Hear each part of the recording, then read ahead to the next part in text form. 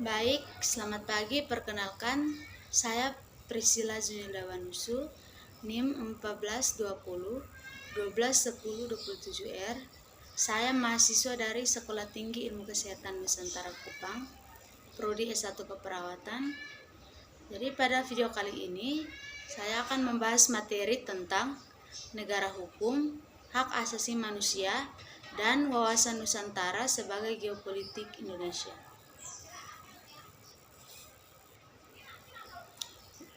Baik, yang pertama pengertian dan ciri negara hukum. Yang pertama, pengertian negara hukum. Negara dalam pandangan teori klasik diartikan sebagai suatu masyarakat yang sempurna. Negara pada hakikatnya adalah suatu masyarakat sempurna yang para anggotanya mentaati aturan yang sudah berlaku. Suatu masyarakat dikatakan sempurna jika memiliki sejumlah kelengkapan, yakni internal dan eksternal. Pengertian negara hukum selalu menggambarkan adanya penyelenggaraan kekuasaan pemerintah negara yang didasarkan atas hukum. Pemerintah dan unsur-unsur lembaga di dalamnya menjalankan tugas dan wewenang yang terkait oleh hukum yang berlaku. Menurut Musta Kamal tahun 2003, dalam negara hukum, kekuasaan menjalankan pemerintahan berdasarkan kedaulatan hukum atau supremasi hukum dan bertujuan untuk menyelenggarakan ketertiban hukum. Yang kedua, ciri negara hukum. Konsep negara hukum yang berkembang pada abad ke-19 cenderung mengarah kepada konsep negara hukum formal, yaitu pengertian negara hukum dalam arti sempit. Dalam konsep ini, negara hukum diposisikan ke dalam ruang gerak dan peran yang kecil atau sempit. Seperti dalam uraian terdahulu, negara hukum dikonsepsikan sebagai sistem penyelenggaraan kekuasaan pemerintah negara yang didasarkan atas hukum. Pemerintah dan unsur-unsur lembaganya dalam menjalankan tugas dan wewenangnya terkait oleh hukum yang berlaku. Peran pemerintah sangat kecil dan pasif.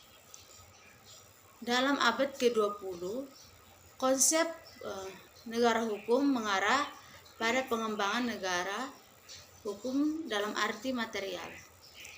Arah tujuannya memperluas peran pemerintah terkait dengan tuntutan dan dinamika perkembangannya zaman. Konsep negara hukum material dikembangkan di abad ini sedikit memiliki sejumlah ciri yang melekat pada negara hukum atau Rechtsstaat, yaitu sebagai yang pertama, hak asasi manusia terjamin oleh undang-undang. Yang kedua, supremasi hukum. Yang ketiga, pembagian kekuasaan atau trias politika demi kepastian hukum. Yang keempat, kesamaan kedudukan di depan hukum. Yang kelima, peradilan administrasi dalam perselisihan. Yang keenam, kebebasan menyatakan pendapat, bersikap berorganisasi. Yang ketujuh, pemilihan umum yang bebas. Dan yang kedelapan, badan kehakiman yang bebas dan tidak memihak. B. Makna Indonesia sebagai negara hukum. Makna Indonesia sebagai negara hukum dinamis. Esensinya adalah hukum nasional Indonesia harus tampil akomodatif, adaptif, dan progresif. Akomodatif artinya mampu menampung keinginan masyarakat yang dinamis. Makna hukum seperti ini menggambarkan fungsinya sebagai penganyom, pelindung masyarakat. adaptif, mampu menyesuaikan dinamika perkembangan zaman sehingga tidak pernah usang. Progresif artinya selalu berorientasi kemajuan, perspektif masa depan. Makna hukum seperti ini menggambarkan kemampuan hukum nasional untuk tampil dalam praktiknya mencairkan kebekuan-kebekuan dogmatika. Hukum dapat menciptakan kebenaran yang berkeadilan bagi setiap anggota masyarakat. Yang berikut kita masuk pada bagian C, yaitu negara hukum dan hak asasi manusia. Baik, dimanapun suatu negara hukum tujuan pokoknya adalah melindungi hak asasi manusia dan menciptakan kehidupan bagi warga yang demokratis. Keberadaan suatu negara hukum menjadi persyarat bagi terselenggaranya hak asasi manusia dalam kehidupan demokratis. Dasar filosofi perlunya perlindungan hukum terhadap hak asasi manusia adalah bahwa hak asasi manusia adalah hak dasar kodrati setiap orang yang keberadaannya sejak berada dalam kandungan dan ada sebagai pemberian Tuhan. Negara wajib melindunginya. Perlindungan hak asasi manusia di Indonesia secara yuridis. Yang berikut kita masuk pada wawasan Nusantara sebagai geopolitik Indonesia. Yang pertama A, wilayah sebagai ruang hidup.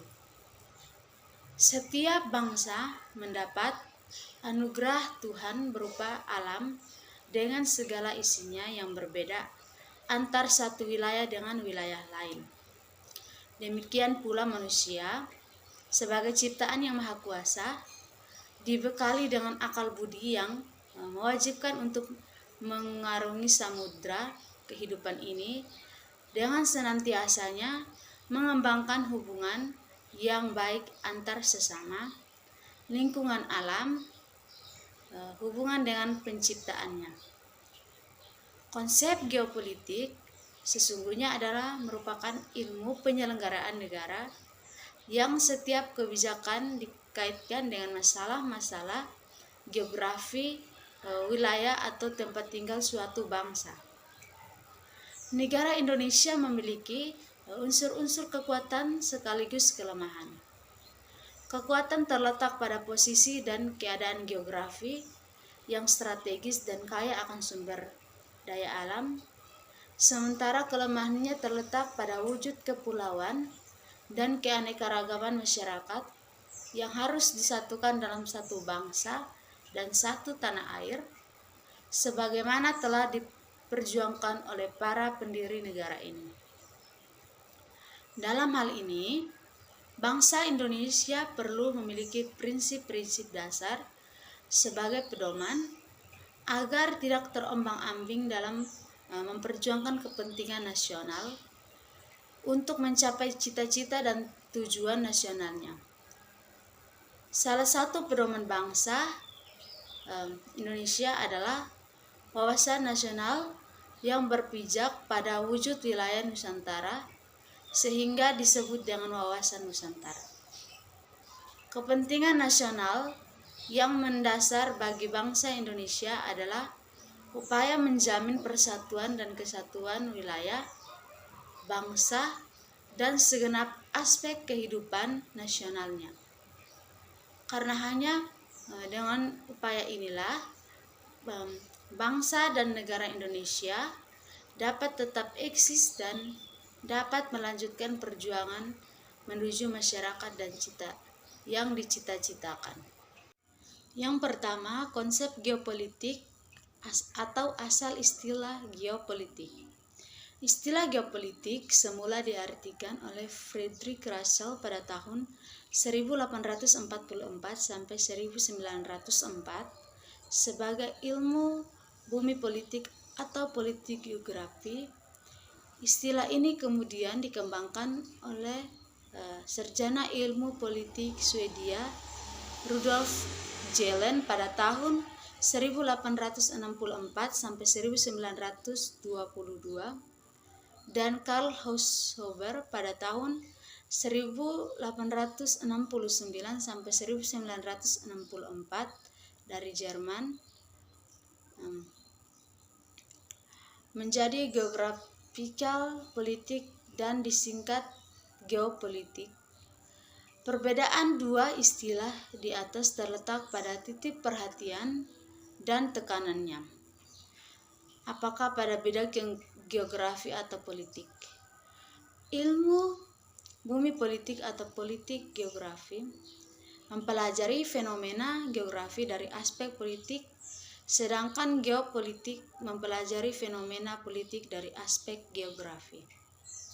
Yang kedua, teori-teori geopolitik. Untuk lebih memahami konsep geopolitik secara global, berikut ini adalah teori-teori mengenai geopolitik yang pernah ada di dunia. Yang pertama, Frederick Russell pada tahun 1844 sampai 1904 berpendapat bahwa negara itu seperti organisme yang hidup. Negara identik dengan ruangan yang ditempati oleh sekelompok masyarakat atau bangsa. Pertumbuhan negara mirip dengan pertumbuhan organisme yang memerlukan ruang hidup atau Lebensraum yang cukup agar dapat tumbuh dengan subur. Semakin luas ruang hidup, maka negara akan semakin bertahan, kuat, dan maju. Oleh karena itu, jika negara ingin tetap hidup dan berkembang, butuh ekspansi atau perluasan wilayah sebagai ruang hidup. Teori ini dikenal sebagai teori organisme atau teori biologis. B. Teori geopolitik Rudolf Jelen. Rudolf pada tahun 1964 sampai 1922 melanjutkan ajaran Ratzel tentang teori organisme. Berbeda dengan Ratzel yang menyatakan negara seperti organisme, maka ia menyatakan dengan tegas bahwa negara adalah suatu organisme, bukan hanya mirip.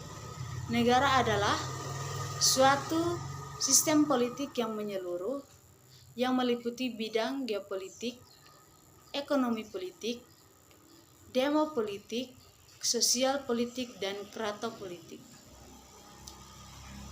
Yang berikut C dari teori geopolitik Karl Haushofer. Pada tahun 1896 sampai 1946 melanjutkan pandangan Ratzel dan Jelen, terutama pandangan tentang Lebensraum dan paham ekspansionisme. Jika jumlah penduduk suatu wilayah negara semakin banyak sehingga tidak sebanding lagi dengan luas wilayah, maka negara tersebut harus berupaya memperluas wilayah sebagai ruang hidup atau Lebensraum bagi warga negara. Untuk mencapai maksud tersebut, negara harus mengusahakan antara lain yang pertama itu autarki, yaitu cita-cita untuk memenuhi kebutuhan sendiri tanpa bergantung pada negara lain. Hal ini dimungkinkan apabila wilayah negara cukup luas sehingga mampu memenuhi kebutuhan itu. Yang kedua, wilayah-wilayah dikuasai atau pan-regional, yaitu yang pertama pan-Rusia, India, yang mencakup wilayah Asia Barat, Eropa Timur, dan Rusia yang dikuasai oleh Rusia. Yang kedua, Pan-Eropa Pan-Amerika sebagai perserikatan wilayah dengan Amerika Serikat sebagai pemimpinnya. Yang ketiga, Rika mencakup Eropa Barat, tidak termasuk Inggris dan Rusia dikuasai oleh Jerman. Kita masuk pada yang ketiga, yaitu paham geopolitik bangsa Indonesia. Setelah mengenal konsep geopolitik yang pernah dipakai oleh negara-negara di dunia, penting bagi kita untuk mengetahui dan memahami sejarah dan konsep geopolitik yang dianut oleh bangsa kita sendiri, yaitu bangsa Indonesia. Sebagai negara kepulauan dan dengan masyarakat yang berbineka, negara Indonesia memiliki unsur-unsur kekuatan sekaligus kelemahan. Kekuatannya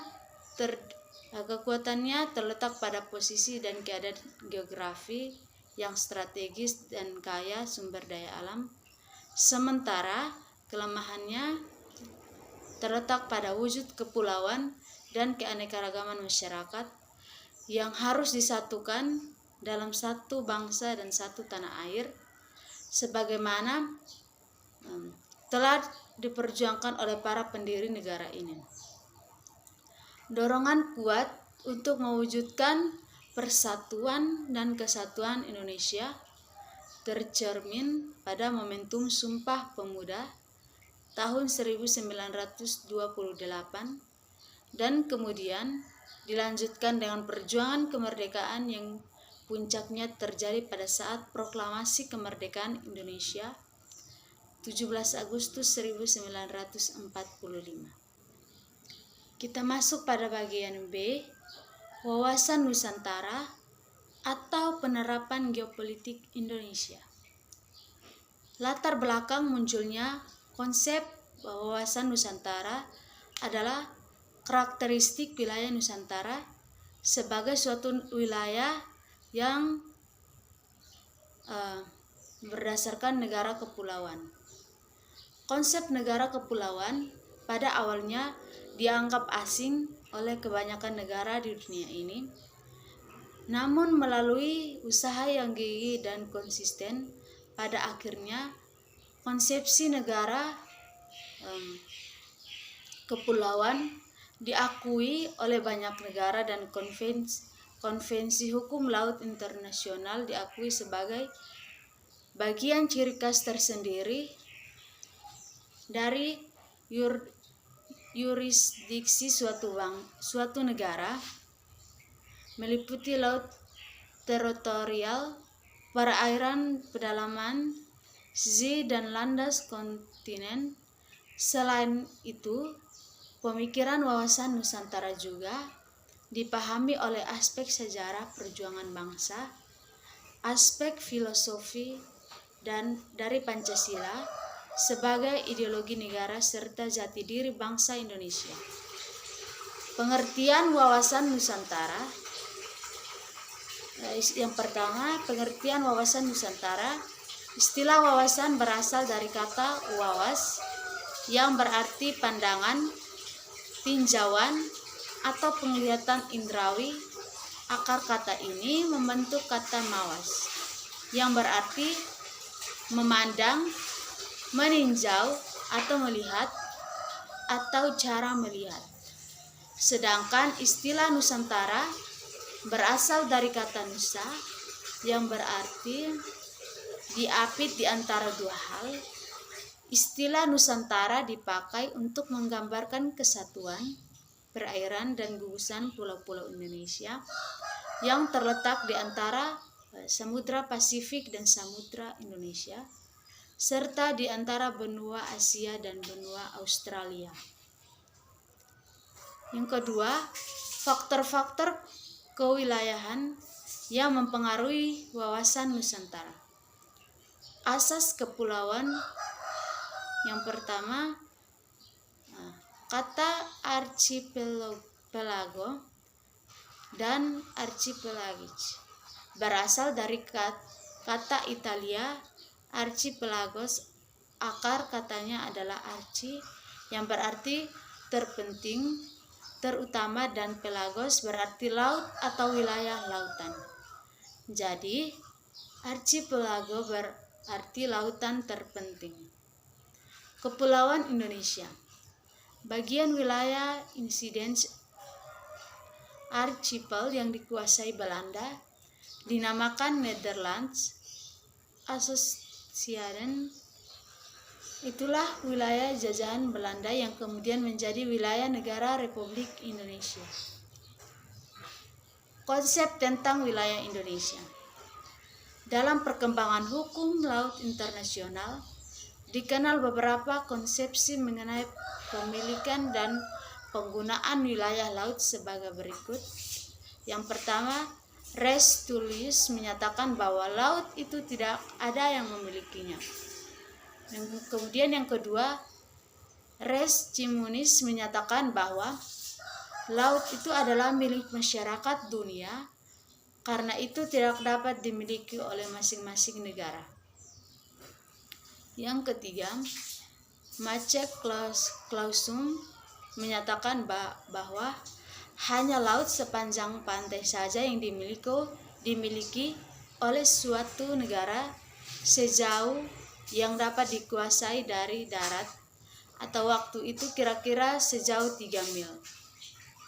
Yang keempat, Archipelagic States Principles atau asas negara kepulauan yang menjadikan dasar konvensi PBB tentang hukum laut. Sesuai dengan hukum internasional secara garis besar, Indonesia sebagai negara kepulauan milik teritorial, perairan pedalaman, zona ekonomi eksklusif, dan landasan kontinental. 4. Batas wilayah Negara Kesatuan Republik Indonesia. Berdasarkan Undang-Undang Nomor 6 Tahun 1996, perairan Indonesia merupakan negara kepulauan. Dalam negara kepulauan diterima atas asas bahwa segala perairan di sekitar, di antara, dan yang menghubungi pulau-pulau atau bagian pulau-pulau yang termasuk daratan negara Indonesia dengan perhitungan luas atau lebarnya merupakan bagian integral dari wilayah daratan negara Republik Indonesia, sehingga merupakan bagian dari perairan Indonesia yang berada di bawah kedaulatan negara Republik Indonesia. Pernyataan dalam undang-undang ini didasarkan pada fakta sejarah dan cara pandang bangsa Indonesia bahwa negara Republik Indonesia yang diproklamasikan pada tanggal 17 Agustus 1945 secara geografis adalah negara kepulauan.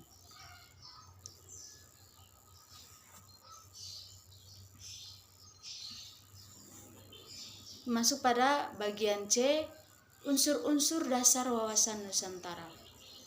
Wawasan Nusantara sesungguhnya memiliki ranah pengetahuan sikap dan perilaku sebagai konteks wadah dan isi,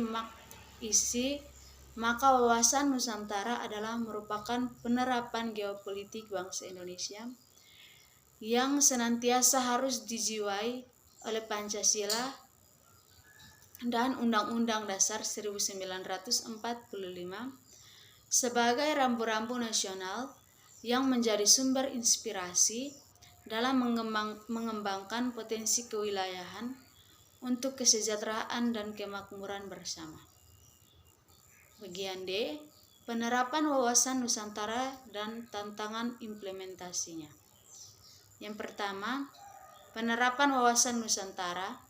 Sebagaimana telah diketahui bersama bahwa sampai dengan saat ini, problematika kehidupan bermasyarakat dan berbangsa dan bernegara tidak akan pernah berhenti dan malah semakin rumit dan kompleks. Perjalanan sejarah terus berlangsung, namun pada saat ini nilai-nilai persatuan dan kesatuan sudah mulai perlahan ditinggalkan.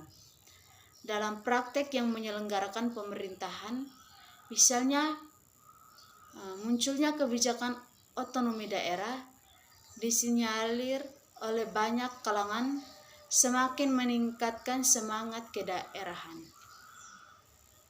Yang kedua, tantangan implementasi wawasan Nusantara dalam era globalisasi. Dalam mencapai tujuan dan cita-cita nasional, sikap dan perilaku bangsa berbeda-beda. Hal tersebut terjadi karena wawasan nasional setiap bangsa tidak sama. Wawasan nasional suatu bangsa ditentukan oleh berbagai faktor seperti kesejahteraan, kondisi dan konstelasi geografis, serta kondisi sosial budayanya. Sementara itu, bangsa yang memiliki kesamaan dalam faktor tersebut belum tentu pula sama wawasan nasionalnya karena ada faktor subjektif yang berperan. Pedoman terwujudnya wawasan Nusantara sebagai berikut. A. Perwujudan kepulauan Nusantara sebagai satu kesatuan politik, artinya kebulatan wilayah nasional dengan segala isinya dan kekayaannya merupakan satu kesatuan wilayah, wadah ruang hidup, dan kesatuan matra seluruh bangsa menjadi modal dan milik sesama bangsa. Yang kedua, bangsa Indonesia terdiri berbagai suku, bahasa, agama, merupakan satu kesatuan bangsa yang bulat dalam arti luas. Yang ketiga, secara psikologis, bangsa Indonesia harus senasib sepenanggungan. Yang keempat, Pancasila satu-satunya falsafah serta ideologi bangsa dan negara yang melandasi, membimbing dan mengarahkan bangsa menuju tujuannya. Yang kelima, kehidupan politik di seluruh Indonesia merupakan satu kesatuan politik yang diselenggarakan berdasarkan Pancasila dan Undang-Undang Dasar 1945. Yang keenam, seluruh kepulauan Nusantara merupakan satu sistem kesatuan hukum.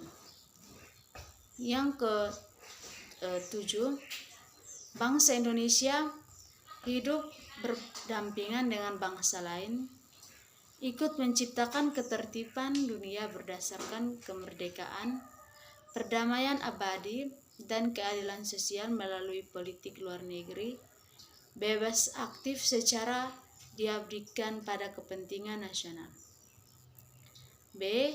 Dalam bidang ekonomi, kekayaan Nusantara adalah milik bersama bangsa dan kebutuhan hidup sehari-hari harus tersedia di seluruh tanah air. Yang pertama, tingkat perkembangan ekonomi harus serasi dan seimbang di seluruh daerah tanpa meninggalkan ciri khas yang dimiliki oleh masing-masing daerah dalam pengembangan ekonominya. 2. Kehidupan perekonomian di seluruh Indonesia merupakan satu kesatuan ekonomi yang diselenggarakan sebagai usaha bersama atas asas kekeluargaan dan ditujukan bagi sebesar-besarnya kemakmuran rakyat. Kemudian masih Indonesia adalah satu peri kehidupan bangsa, harus merupakan kehidupan bangsa yang serasi dengan terdapatnya tingkat kemajuan masyarakat yang sama serta adanya kesetaraan yang sesuai dengan tingkat kemajuan bangsa. C. Dalam bidang budaya, budaya Indonesia adalah salah satu corak ragam budaya yang ada, menggambarkan kekayaan budaya bangsa yang menjadi modal dan landasan pengembangan budaya bangsa seluruhnya dan tidak menolak nilai-nilai budaya yang lain yang tidak bertentangan dengan nilai budaya bangsa yang hasilnya dapat dinikmati oleh bangsa Indonesia.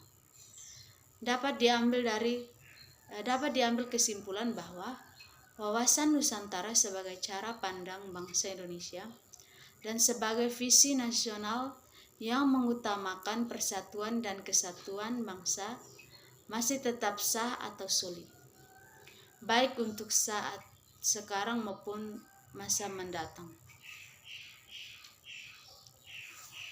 Baik, sekian materi dari saya. Mohon maaf jika dalam materi yang saya berikan terdapat kesalahan. Terima kasih.